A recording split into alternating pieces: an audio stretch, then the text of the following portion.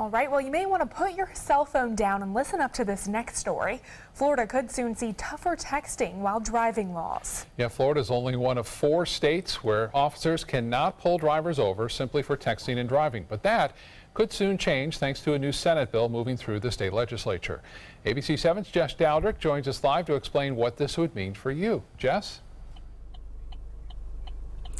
Good evening, Jacqueline and Scott. Right now in the state of Florida, texting and driving is what's called a secondary offense. That means you can get cited for doing it, however, only if you're pulled over for doing something else, like speeding or not wearing your seatbelt. Now, this new bill is looking to make it a primary offense, which would mean you can get pulled over simply for texting behind the wheel. It's just a traffic citation. There's no other problem. Right now, the law is virtually meaningless. As it stands, you technically aren't allowed to text, Facebook, or Snapchat while driving in the state of Florida.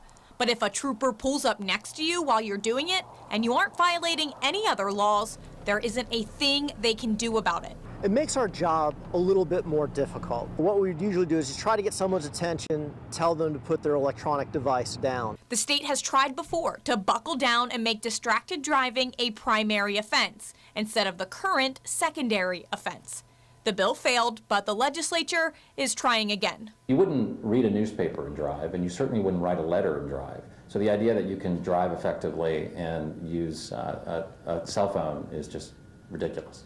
If texting and driving is made a primary offense, drivers could see tickets with a higher price tag. Here in Sarasota, you'd be looking at $116. So that's a very expensive mistake to make. But would the new law also ban things like Snapchatting, Facebooking, and using your GPS while driving? It may or may not. We're not quite sure what the final version of the bill will be. It's a misconception that just teenagers are texting and driving.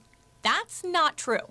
Old, young, moms, like I've seen truck drivers. Everyone is taking advantage of that commute time, and they're trying to multitask while they're operating motor vehicle. People always break rules, so even if it's primary, they're going to break the rule. And the only thing you can hope is that they cut down on the incidence of people doing it. Now, drivers and parents, if you have an iPhone, there is a new feature to help you from texting or Snapchatting, Facebooking, anything behind the wheel. It is called Do Not Disturb. If you go into your settings and go into the Do Not Disturb section, you can turn this on, and when you're driving, when you're behind the wheel, you will not get any alerts. There will be no sounds. Your phone won't even light up. That way you can make sure that you're driving safely. In Sarasota, Jess Dowdrick, ABC 7, your Suncoast News. That is a great new feature. All right, thank you so much, Jess.